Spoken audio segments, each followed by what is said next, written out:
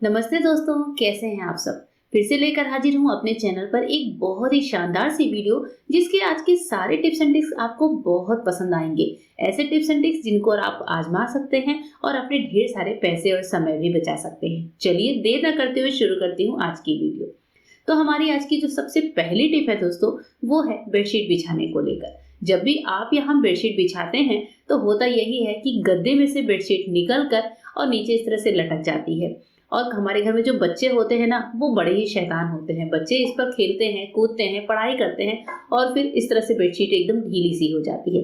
बार बार bedsheet निकालो, झाड़ो और लगाओ, इसमें हम लेडीज का बहुत सारा समय भी जाता है। तो इसके लिए एक अच्छा सा उपाय करिए। बेडशीट को जब आप बिछाइए तो चारों कोनों पे इस तरह से पहले लटका लीजिए। उसके बाद से एक कोने को पकड़कर पतला वाला रबड़ बैंड लीजिए और इस तरह से बस एक गांठ सी लगा लीजिए। तो मैंने पहले इसको एक रबड़ बैंड लगाया है, उसके बाद से एक नॉट सी लगा ली है। इस नॉट को हमें मैट्रेस के एकदम कोने पर दबा देना है।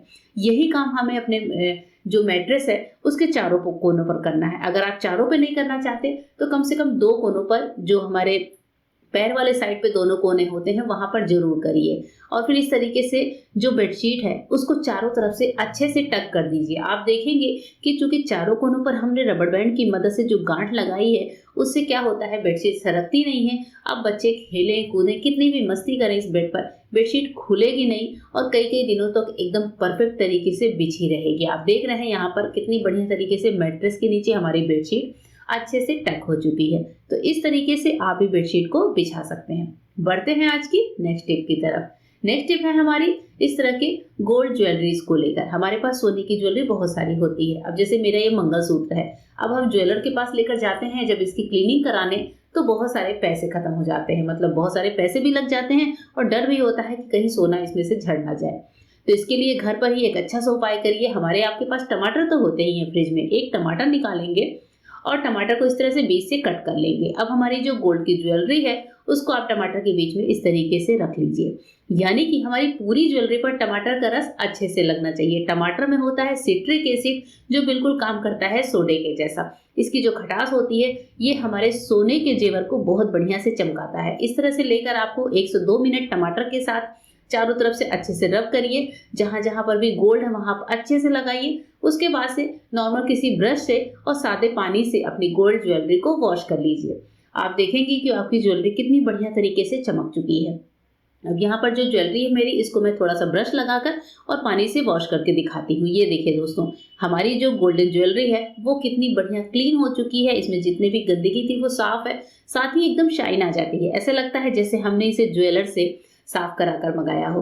तो इस तरीके से हम लेडीज अपनी बहुत सारी जो गोल्ड ज्वेलरी है उसको क्लीन कर सकते हैं। आइए बढ़ते हैं नेक्स्ट टिप की तरफ। नेक्स्ट टिप है इस तरह के हॉट एंड कोल्ड बॉटलों को लेकर। हमारे आपके पास इस तरह के बॉटल्स तो होते ही होते हैं, और जब ये बॉटल होते हैं तो हम इनका इस्तेमाल करते हैं अक्सर गर्म पानी के लिए। लेकिन कभी कभी सफर में जाना होता है और हम ये सोचते हैं कि इसमें जो हम चीजें रखें वो काफी देर तक गर्म रहे। तो यहाँ पर सबसे पहले आपको करना क्या होगा कि इस बॉटल में आपको डालना है अच्छा सा गर्म पानी। बढ़िया सा खौलता हुआ गर्म पानी डालेंगे, ढक्कन लगाकर इसको 2 मिनट के लिए छोड़ दीजिए। अब 2 मिनट जब हम इसको रखते हैं इस गर्म पानी को इस बॉटल में, तो आप देखेंगे बॉटल हमारी अंदर से बहुत ज्यादा गर्म हो जाती है। क्योंकि ये बॉटल जो होती है वो थर्मोस्टेट जो है होती है, तो जब गर्म पानी रखते हैं तो अंदर एकदम गर्माहट होती है। हमें क्या करना है, इस गर्म पानी को सिर्फ ज्यादा नहीं, सिर्फ 1.5 से 2 मिनट के लिए इसमें रखना है। जब 1.5 से 2 मिनट हो जाए तो इस पानी को निकालकर हटा देना है, यानी कि फेंक देना है। अब उसके बाद से आप जो भी चीज इसमें स्टोर करके रखना चाहेंगे वो चीज आपकी काफी देर तक गर्म रहेगी। यानी कि जैसे अगर आप इसमें दूध रखना चाहते हैं, चाय रखना चाहते हैं, या फिर कोई भी और भी चीज जो आपको गर्म रखनी है, सफर पर ले जानी है, अब जब आप इसमें गर्म रखेंगे तो ये काफी देर तक गर्म रहेगी, क्योंकि अंदर से ये बॉटल पूरी गर्म है। अब जब हमने दूध भी डाला है तो वो भी हमने हल्का सा ल्यूक वार्म डाला है और दूध भी काफी देर तक गर्म रहेगा। तो सर्दियों में बॉटल की इस टिप को जरूर ट्राई करके देखिएगा। आइए बढ़ते हैं और देखते हैं आज की नेक्स्ट टिप। नेक्स्ट टिप है धनिया पत्ती के स्टोरेज को लेकर।